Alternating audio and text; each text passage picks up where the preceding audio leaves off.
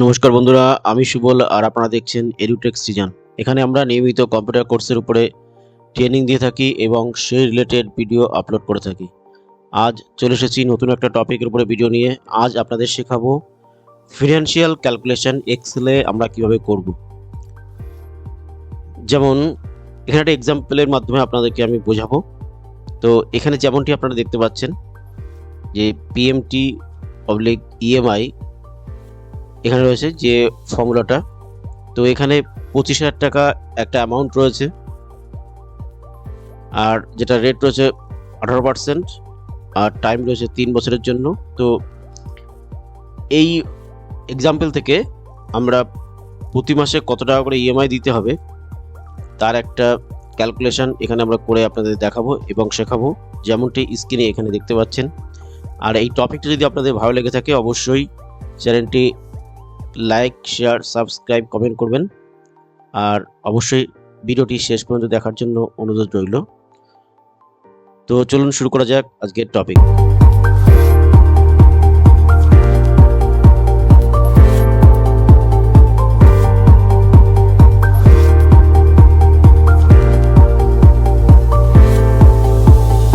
আপনারা এক্সাম্পলে যেমনটি দেখেছেন ঠিক সেই এক্সাম্পল অনুযায়ী আমি এখানে আপনাদের ফিনান্সিয়াল ক্যালকুলেশনটা শেখাবো। তো এক্সাম্পলে যেমনটি আছে লোন অ্যামাউন্ট যেটা আছে 25,000 টাকা। 25,000 টাকা আপনি লোন নিয়েছেন 12% সুদে 3 বছরের জন্য। তো এই 3 বছরের জন্য যে লোনটা নিয়েছেন, তো প্রতি মাসে আপনাকে একটা ইএমআই বা পিএমটি দিতে হবে। পিএমটি যেটা বলছে পেমেন্ট মেড টার্মস, আর ইএমআই এস্টিমেটেড মান্থলি ইনস্টলমেন্ট, দুটোই কিন্তু একই। তো এখানে আমাকে সেই ইএমআই কত টাকা আমাকে দিতে হবে মান্থলি সেটা আমাকে বের করতে হবে। তো ইএমআইটার মধ্যে সুদ আসল দুটোই থাকে, তো সেই জন্য এখানে আমরা নিচে লিখেছি, নিচে এখানে লেখা রয়েছে, টাইপ করেছি পিএমটি ইকুয়াল টু পিপিএমটি প্লাস আইপিএমটি। তার মানে একটা ইএমআই এর মধ্যে আমার পিপিএমটি মানে প্রিন্সিপাল পেমেন্ট মেড টার্মস, আর আইপিএমটি মানে হচ্ছে ইন্টারেস্ট পেমেন্ট মেড টার্ম। তার মানে একটা ইএমআই এর মধ্যে আমার আসল কত টাকা আর সুদ কত টাকা, সেই দুটো যোগফল কিন্তু আমার চাই আমার ইএমআইটা বা পিএমটিটা হবে। তো যথারীতি এখানে আমার কত টাকা পিএমটি বা কত টাকা ইএমআই আমাকে দিতে হবে সেটা আমি এখান থেকে ক্যালকুলেশন করে বের করব। তো তার জন্য কি করব, ইকুয়াল টু পিএমটি করার পরে কন্ট্রোলে করব। রেটের ঘরে আমার এখানে 18% হবে, ভাগ ডিভাইড বাই 12 হবে, আর n per number of installment, n পারের ঘরে হচ্ছে আমার 3 × 12 হবে। যেহেতু টাকাটা আমি প্রতি মাসে দিচ্ছি মান্থলি ইনস্টলমেন্টের মাধ্যমে, তার জন্য এখানে আমি বছর যা আছে তাকে 12 দিয়ে গুণ করলাম। আর এখানে একটা কথা, 3টা একটা সেলের মধ্যে আর ইয়ারটা কিন্তু আলাদা একটা সেলের মধ্যে লিখেছি। এরকম না লিখলে কিন্তু হবে না, দুটো সেলকে আলাদা লিখতে হবে, ইয়ারটা আলাদা আর এখানে টাইমটা বা সময়টাকে আলাদা লিখতে হবে। তো যথারীতি যেমন আমি এখানে এক্সাম্পলে দেখাচ্ছি, এন পারে হচ্ছে 3 × 12 হবে, আর পিভিতে মাইনাস যে টাকাটা লোন অ্যামাউন্ট আছে সেটা সিলেক্ট করব। আর এফভিতে কিছু হবে না বা টাইপেও কিছু এখানে হবে না, জাস্ট আমি এখানে ওকে করে দিলে কিন্তু আমার অ্যান্সারটা চলে আসবে। তো এই 903 টাকা 81 পয়সা হচ্ছে আমার ইএমআই বা পিএমটি। এই ইএমআই এর মধ্যে কত টাকা সুদ কত টাকা আসল আছে, আসল মান হচ্ছে পিপিএমটি আর সুদ হচ্ছে আইপিএমটি।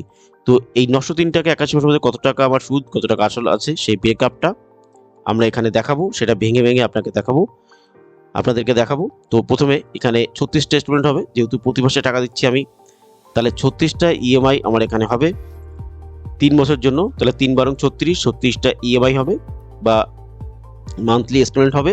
তো সেই জন্য এখানে আমি 1 টাইপ করলাম, 2 টাইপ করলাম, 3 টাইপ করলাম, করার পরে এখানে 1 2 3 সিলেক্ট করে আমি এখানে জাস্ট টেনে দেবো 36 পর্যন্ত, 36 পর্যন্ত এখানে টেনে দেবো। তো হয়ে গেল। এবার আমি চলে আসছি পিএমটিতে। পিপিএমটি মানে প্রিন্সিপাল পেমেন্ট মেড টার্মস। তো আসলটা এখানে বের করবো, তার জন্য ইকুয়াল টু দিলাম, এবারে পিপিএমটি লিখলাম, লিখে কন্ট্রোলে করব।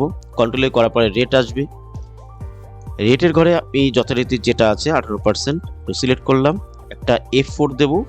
এখানে F4টা দেবো কেন, কারণ আমি একটা ইএমআই বের করলেই হয়ে যাবে, বাদ বাকি কিন্তু অটোমেটিক্যালি আমার চলে আসবে। একটা ইএমআই বের করব, বাদ বাকিগুলো কিন্তু অটোমেটিক্যালি চলে আসবে, সেই জন্য আমরা এখানে F4টা দেবো। F4 দিয়ে আবার সেলটাকে ফিক্সড করে রাখবো।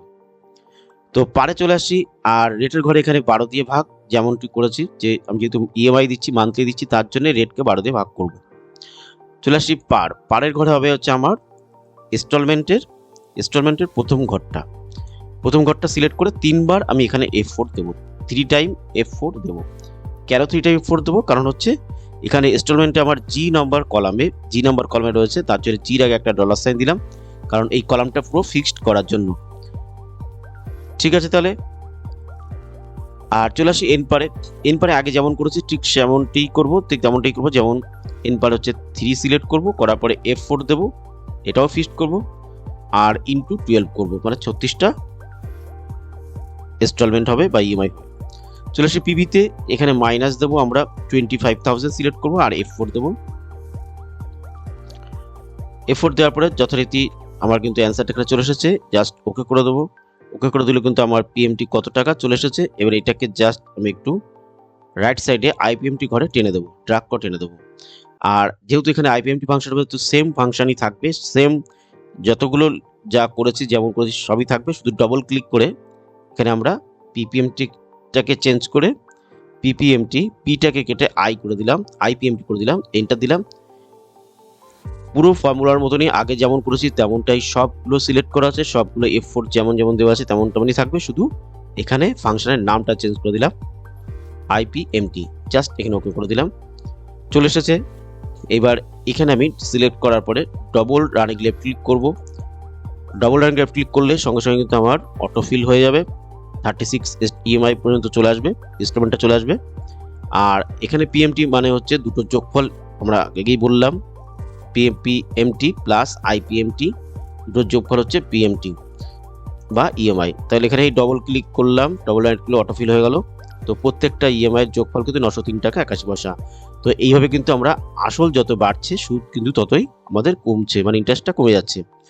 890 টাকা আমার আসল আছে, ঠিক ইন্টারেস্টটা দেখো লাস্ট ইএমআইতে কিন্তু অনেকটাই কমে যাচ্ছে। তো এটা হচ্ছে ডিমিনিশিং ব্যালেন্স মেথডের মাধ্যমে ক্রমহ্রাসমান সুদের হারে এখানে হয়েছে। তো বন্ধুরা, এই ছিল আজকের টপিক।